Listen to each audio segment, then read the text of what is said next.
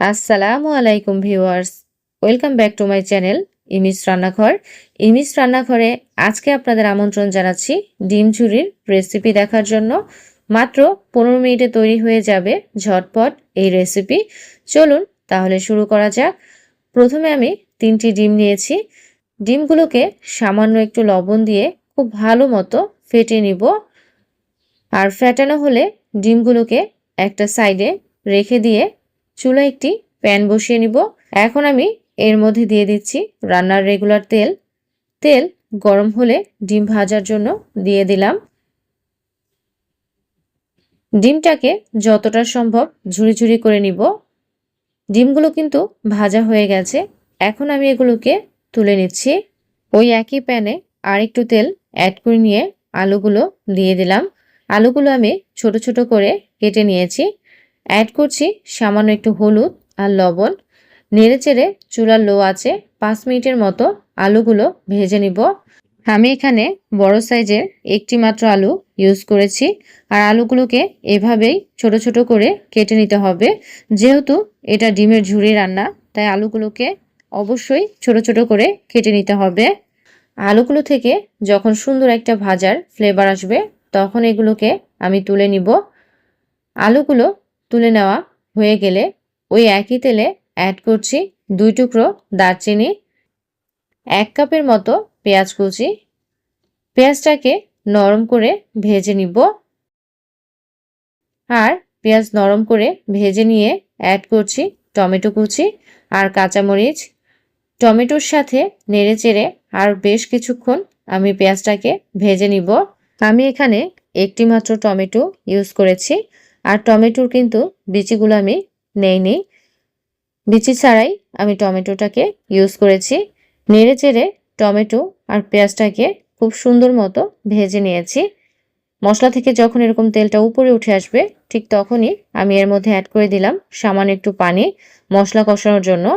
দিয়ে দিলাম হাফ চা চামচের মতো হলুদের গুঁড়া, 1 চা চামচের মতো লাল মরিচের গুঁড়া, স্বাদ মতো লবণ, 1/4 চা চামচের মতো ধনিয়া গুঁড়া।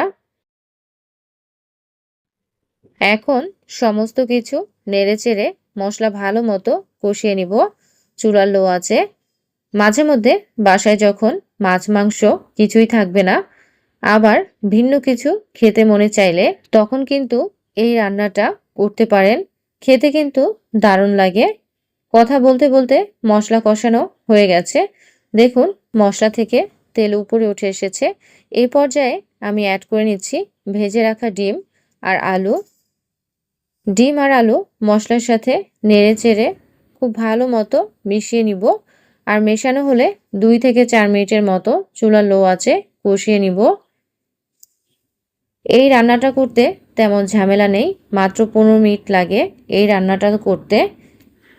এখন এর মধ্যে দিয়ে দিলাম রান্না করার জন্য পরিমাণ মতো পানি। পানি বেশি করে দেওয়ার দরকার নেই, অল্প পরিমাণে দিলেই হবে। হালকা একটু নেড়েচেড়ে নিয়ে ঢাকনা দিয়ে চুলার হাই হিটে 7 থেকে 8 মিনিটের মতো রান্না করে নিব। আমার আজকের ভিডিওটি যদি আপনাদের কাছে ভালো লেগে থাকে, তাহলে অবশ্যই লাইক, কমেন্ট এবং শেয়ার করতে ভুলবেন না। ঠিক 7 থেকে 8 মিনিট পর ঢাকনা তুলে নিয়ে হালকা একটু নেড়েচেড়ে নিব। আর এর মধ্যে অ্যাড করে দিলাম সামান্য একটু লবণ স্বাদ মতো। এভাবে ঢাকনা ছাড়া রান্না করে নিব 3 থেকে 4 মিনিটের মতো চুলার হাই হিটে। এতে করে ঝোলটাও শুকিয়ে যাবে আর তৈরি হয়ে যাবে ডিমের ঝুরির রেসিপি। ঝোলটা প্রায় শুকিয়ে এসেছে। এই পর্যায়ে আমি অ্যাড করে দিচ্ছি সামান্য একটু ভাজা জিরার গুঁড়া। তবে আপনারা চাইলে এখানে এই অবস্থায় ধনিয়া পাতা কুচি অ্যাড করে দিতে পারেন। আমার কাছে ধনিয়া পাতা ছিল না, তাই আমি ভাজা জিরার গুঁড়োটাই ইউজ করেছি। আর এভাবে আমি রান্না করে নিচ্ছি আরও 2 থেকে 3 মিনিটের মতো। আর দেখুন ঝোলটা কিন্তু শুকিয়ে এসেছে আর ডিমের ঝুরিও তৈরি হয়ে গেছে। এভাবেই রান্না হয়ে গেল মাত্র 15 মিনিটে ঝটপট ডিমের ঝুরির রেসিপি। গরম গরম ভাতের সাথে এই রেসিপিটা খেতে দারুণ লাগে। আপনারা বাসায় একবার হলেও ট্রাই করে দেখবেন। আজ এ পর্যন্তই। সবাই ভালো থাকবেন, সুস্থ থাকবেন। আল্লাহ হাফেজ।